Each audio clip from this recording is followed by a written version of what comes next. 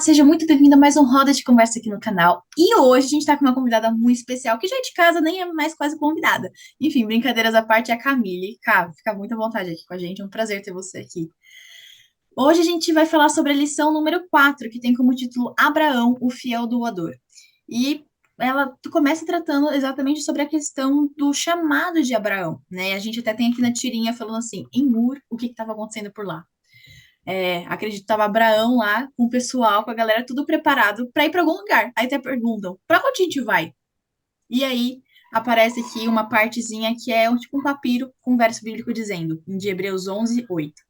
Pela fé, Abraão, quando chamado, obedeceu, a fim de ir para um lugar que devia receber como herança, e partiu sem saber para onde ia.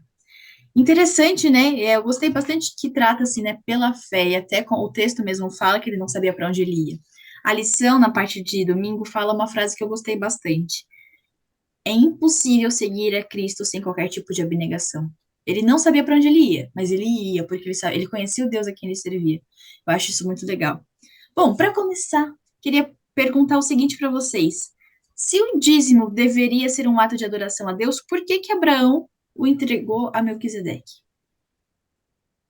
Bom, eu vejo que Abraão, na verdade, devolveu um dízimo a um representante de Deus ali. Então, fazia parte do estilo de vida de Abraão adorar o Criador com os dízimos.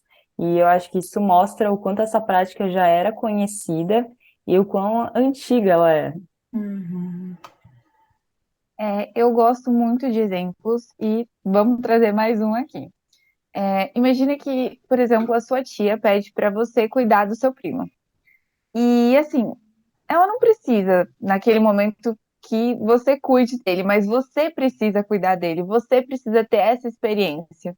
E eu acho que isso é um pouco análogo àquilo que Deus propõe pra gente, sabe? Deus não precisa dos nossos dízimos, mas existem pessoas que o servem que precisam desses dízimos. Deus poderia muito bem pegar e sustentar cada um desses seus representantes, como a Cat falou, mas ele escolhe a nós para que a gente desenvolva as características de generosidade, de fidelidade e confiança nele. Então, por mais que os dízimos sejam para Deus, eles são direcionados para representantes dele, que desenvolvem um papel muito importante, e assim nós também podemos desenvolver características de Deus em todo esse processo. Exatamente. É interessante a gente lembrar nessa história de que quem era Melquisedeque. A Bíblia retrata Melquisedeque como um rei, mas ele também era um sacerdote. E aí, quando Abraão oferece esse dízimo, né, a Melquisedeque, é realmente ele reconhecendo quem Melquisedeque era e como ele eu acho representante de Deus é uma palavra muito forte, mas eu acho que é uma palavra que se encaixaria na situação. Mas ele reconhecia o relacionamento de Melquisedeque com Deus e ele reconhecia quem Deus era. Então foi uma maneira dele praticar, dele colocar em ações aquela adoração dele. Ele reconhecendo quem Deus era, o que Deus fazia na vida dele, como Deus guiava, como Deus proporcionava todas as coisas para ele. Então ele queria, é uma maneira que Deus oferece para a gente, era uma maneira que o Abraão encontrou de expressar a fé dele, de expressar no que ele acreditava. Então ele devolve o dízimo. E eu acho que é a mesma coisa para nós hoje, sabe?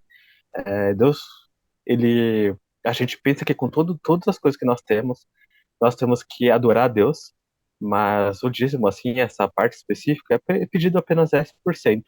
Eu acho que é importante a gente entender isso mais como uma prática de você desapego, de você entender quem é que te deu essas coisas, quem que te trouxe isso. Você não devolve algo que você não tem, você devolve uma bênção que você já recebeu, entende?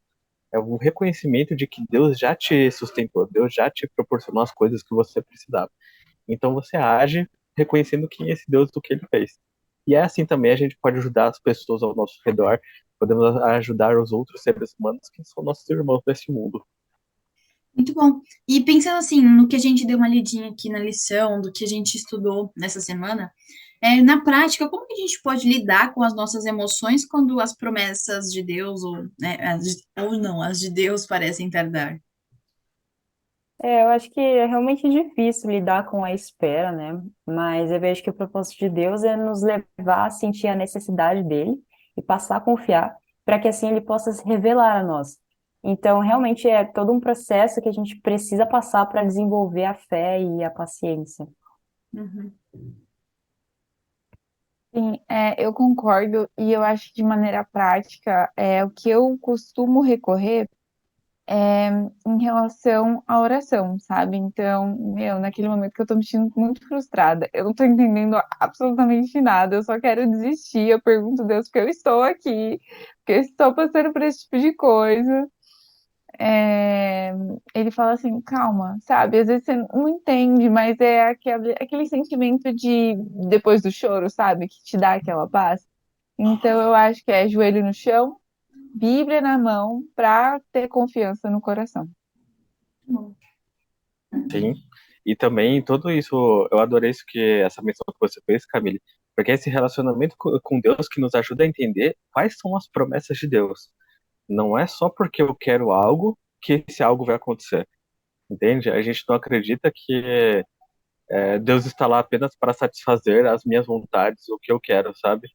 Mas a gente tenta conhecer a Deus, a gente através da revelação dele, né? Então a gente conhece a Deus e aí nossas vontades são alinhadas com as vontades de Deus.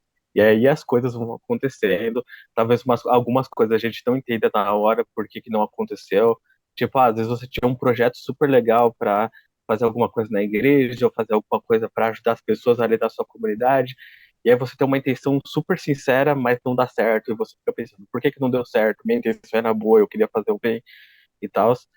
Mas Deus tem os pontos dele. E aí esse relacionamento traz essa confiança, eu diria, essa um pouco mais de paz. Porque hoje em dia, cada vez mais eu vejo que nossa sociedade é ansiosa, sabe? A gente tem muita dificuldade de lidar com as coisas que vão acontecer, ou que podem acontecer. Mas a gente tem um pouco mais de paz quando a gente sabe que Deus está no controle delas. E a outra coisa que eu pensei que foi o que eu comentei de a gente saber qual é a vontade de Deus. Tipo assim, você pode pensar, meu plano de vida é ser a pessoa mais rica do Brasil. Deus vai te ajudar a conquistar ele? Eu não sei te dizer, sabe? Não me parece um objetivo que é o. Não que não seja um objetivo válido, mas eu não sei te dizer que de todas as coisas que Deus fala na palavra dela, essa seria a mais importante, sabe? Ou que essa seria uma das coisas que Deus tem que dar garantia nas promessas dele.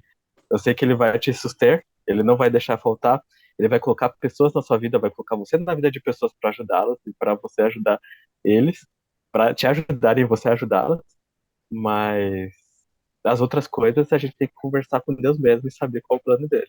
Não tem escapatória. Muito bom. Bom, agora temos o momento de falar aí, então solta a vinheta. Momento Fala aí! O Fala Aí é um momento onde a gente cita qual que é a palavra que a gente escolheu para resumir assim, a lição e explicar um pouquinho o motivo que a gente escolheu. E a minha palavra de hoje é etapas, porque eu vejo que é em pouco a pouco que a gente desenvolve a nossa fé em Deus e assim a gente entrega, né? Sente a vontade de entregar o que a gente recebeu para Ele. Minha palavra é relacionamento, porque eu acho que a fidelidade real, ela só é construída dentro de um relacionamento. Então, é isso que Deus nos propõe todos os dias, para que seja real essa fidelidade sólida e, como a Cat disse, também construída a cada dia.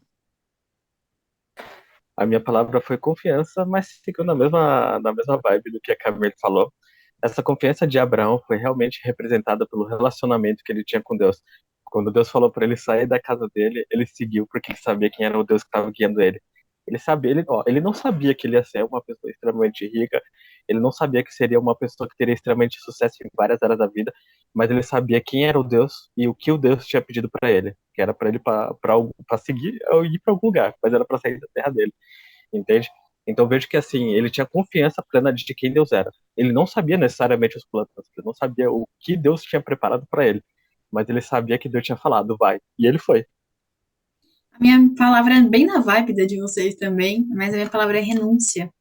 porque eu acho que quando a gente quer servir a Cristo, quando a gente quer estar fazendo a missão, a gente precisa renunciar ao próprio eu, né? A gente precisa se entregar para Deus. E aí ele vai tomar conta, que nem na história de Abraão. Ele não sabia para onde ele ia, mas a vontade de Deus, ele sabia que ia ser feita na vida dele, porque ele tinha se renunciado. Então, essa é a minha palavra. E para finalizar, queria ler aqui um texto de sexta-feira, que está no Patriarcas e Profetas de Ellen White, que diz o seguinte: quem está pronto para renunciar a sonhos e relações familiares ao ouvir o chamado da providência? Quem aceitará novos deveres e entrará em campos inexplorados, fazendo a obra de Deus com um coração firme e voluntário, considerando por amor a Cristo suas perdas como ganho? Aquele que deseja fazer isso tem a fé de Abraão e com ele partilhará daquele eterno peso de glória acima de toda comparação, com o qual os sofrimentos do tempo presente não podem ser comparados. Acredito que o chamado para a gente hoje é, primeiro, ter um relacionamento com Deus, confiar nele, em todas as coisas. E por etapas e etapas a gente chegar e ter essa fé de Abraão, a fé que ele teve, renunciar ao próprio eu e aceitar realmente de coração seguir a Cristo. E aqui, como comenta até no texto de Ellen White, eu acho que resumindo o que há, o porvir não se compara com o presente. Então, me lembra muito da história de Estevão, né? Então, ele passou por um mega perrengue no final, mas a glória do futuro não se compara com o presente. Então, que a gente possa se entregar nas mãos de Deus, ter um relacionamento com Ele, confiar, e step by step, um dia de cada vez, a gente chegar e ter a certeza de que Deus está cuidando de tudo, e a renúncia do próprio eu vai ser consequência do nosso amor e da nossa confiança. É isso. E a gente. Te espera. Na próxima, Semana. É isso, gente. Obrigada. É o momento de falar aí. Não esquece, deixa eu começar de novo. Opa! Quem que ia falar era a Quem que Cat. era? Ah, era eu, Ok. foi mal.